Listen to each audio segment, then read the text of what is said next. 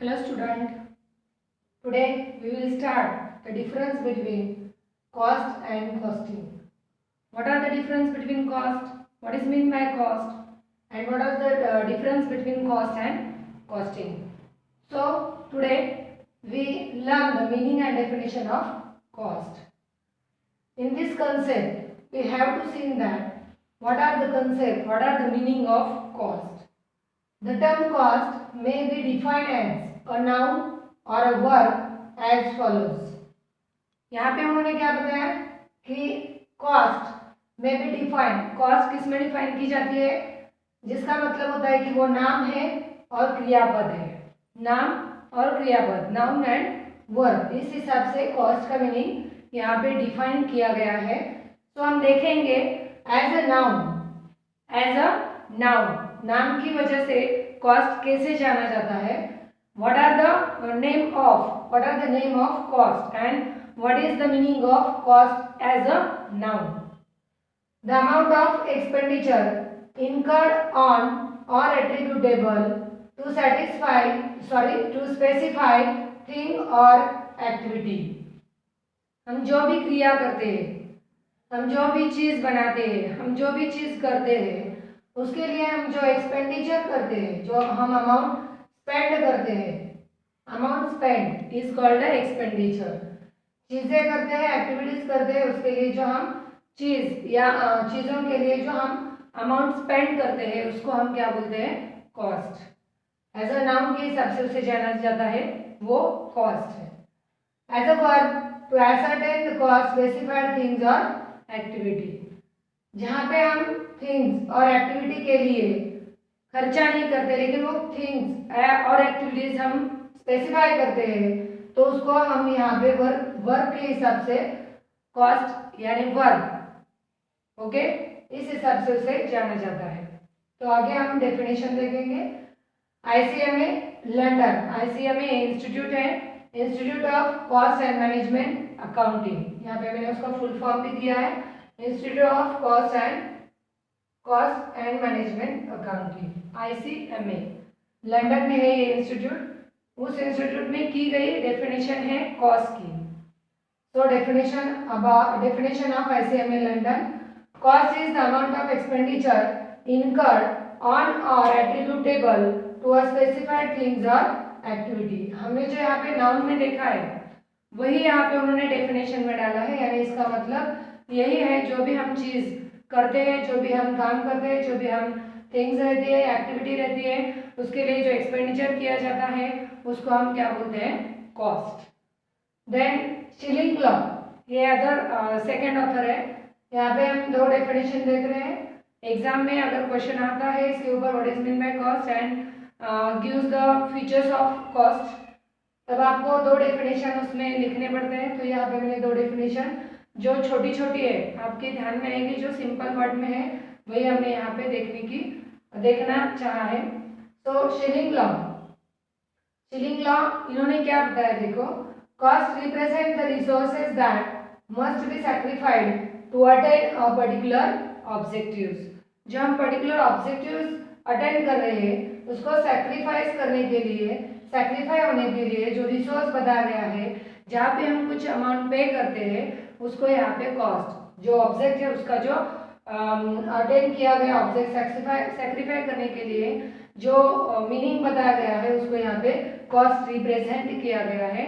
Shilling law इन्होंने उनके definition में ऑब्जेक्ट को वैल्यू दिया है, यहाँ पे एक्टिविटी और थिंग्स को वैल्यू दिया है, यहाँ पे भी एक्टिविटी और थिंग्स को वैल्यू दी गई है.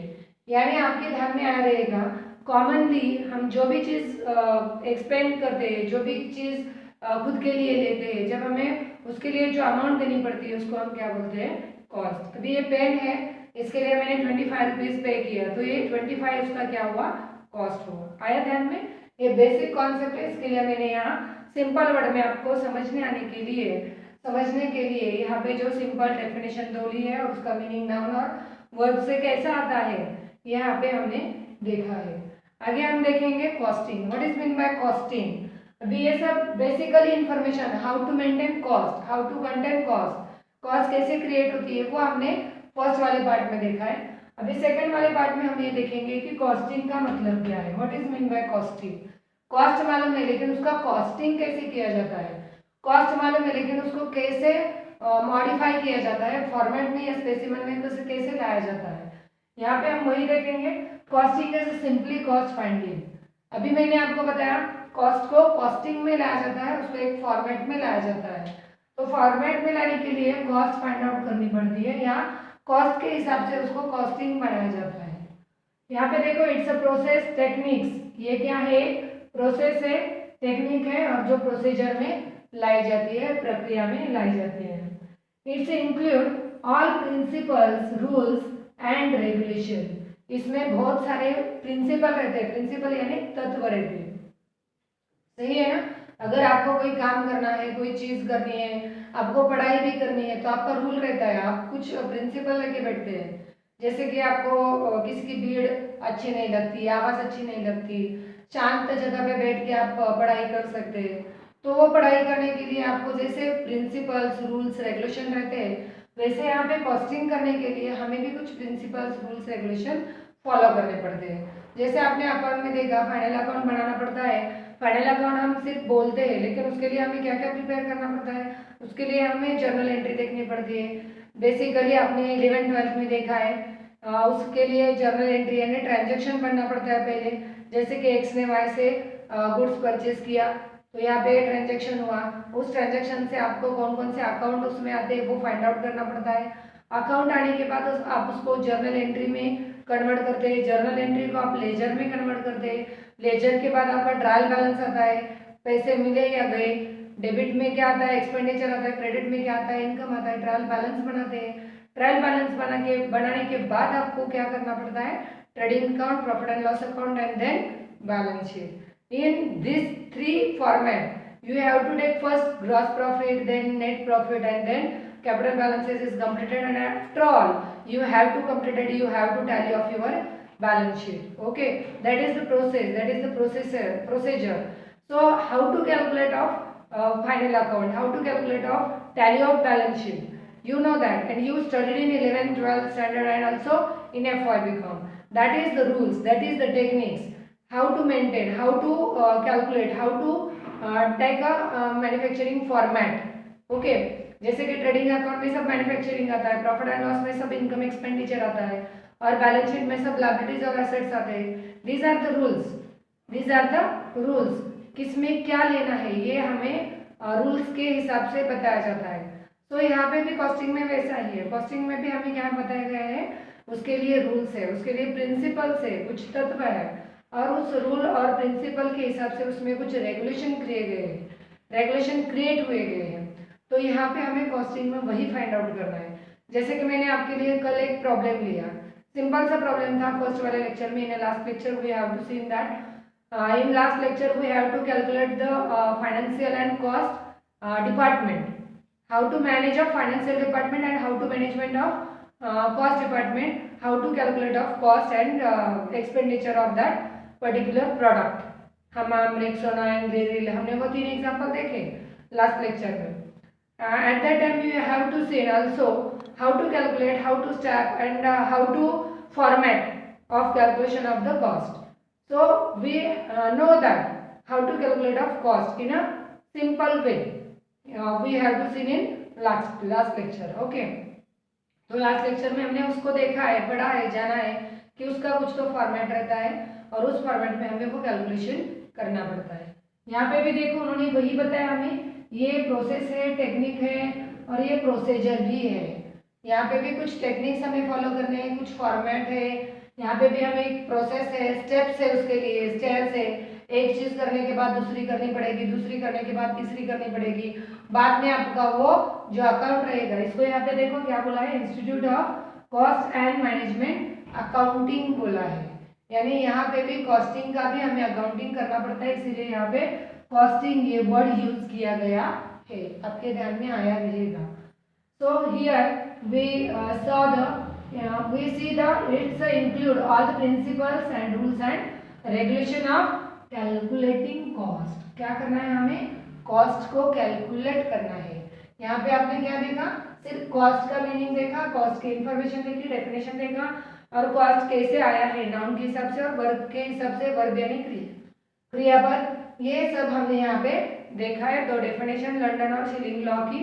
यहाँ पे दो डेफिनेशन में भी आपके ध्यान में आ रहा है कि जिस चीज को हम खरीद के लेते हैं या जिसके लिए हम एक्सपेंडिचर करते हैं, जहाँ अमाउंट स्पेंड करते हैं, वो चीज़ हमारी होती है, लेकिन जो हमारा खर्चा होता है और जो खर्चा हमने किया है उसको कॉस्ट बोलते हैं। जैसे कि मैंने आपको पेन का एग्जांपल बताया, 25 का पेन है तो 25 इज अ कॉस्ट। ओके, अभी इसको हमें कॉस्टिंग में लाना है तो यहाँ पे हमें कुछ चीज़ें पढ़नी पड़ेगी, कुछ टेक्निक सीखने पड़ेंगे, कुछ प्रोसेस है, कुछ स्टेप्स है, उसके हिसाब से हम यहाँ पे कुछ प्रिंसिपल लगाएंगे, कुछ रूल्स और रेगुलेशन लगाएंगे और उसका फॉर्मेट आगे देखेंगे, क्योंकि उसकी वजह से हमें क्या मिलना है, क्या मिलने वाला है, कॉस्टिंग और या कॉस्ट फाइंडिंग करने वाले हैं। Okay, then we have to see in the definition of costing.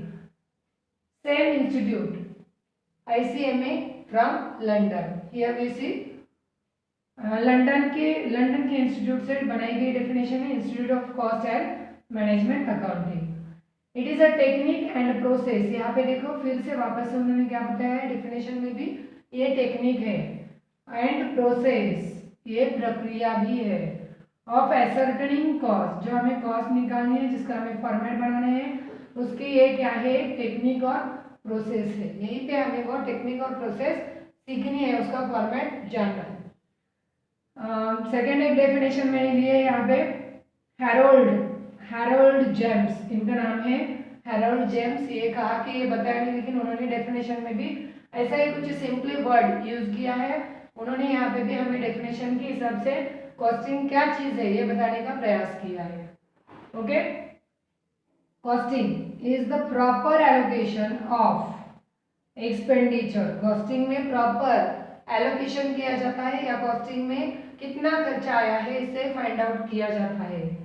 Where by, किधर किधर हमने किया है, रियलाइबल कॉस्ट में B ascertained and suitably presented to afford guidance to the producers in control of their business को कंट्रोल करने के लिए उसने कहाँ से कैसे खर्चा किया है, खर्चा करना पड़ेगा, ये सबका एलोकेशन करने के लिए हमें कॉस्टिंग करना पड़ता है। कॉस्टिंग को सब एलोकेटेड चीज़ें होनी चाहिए और जहाँ जहाँ पे हमने जो जो खर्चा किया है उन सारे खर्चों को एक साथ में हम जुड़ा के जो कॉस्ट फाइंडिंग करेंगे वो कॉस्ट फाइंडिंग है। यहाँ पे कॉस्टिंग बताया गया है। यहाँ जेम्स इन्होंने भी सिंपल सी डेफिनेशन की गई है। उन्होंने भी यहाँ पे एक्सपेंडिचर बताया है, वेयर बाय रिलायबल कॉस्ट बताया है, ascertain and suitably presented to afford guidance, जो भी प्रोड्यूसर हमें गाइडेंस के हिसाब से क्या जो भी खर्चा हम करते हैं, जहाँ जहाँ पे भी करते हैं वहाँ सभी तरफ का जो खर्चा है वो सब खर्चे को यहाँ पे उन्होंने कॉस्ट बोला है, एक्सपेंडिचर को भी कॉस्ट बोला है और उसका हमें क्या करना है, एलोकेशन करना है और उसका जो फॉर्मेट है वो हमें कॉस्ट फाइंडिंग के लिए यूजफुल होने वाला है।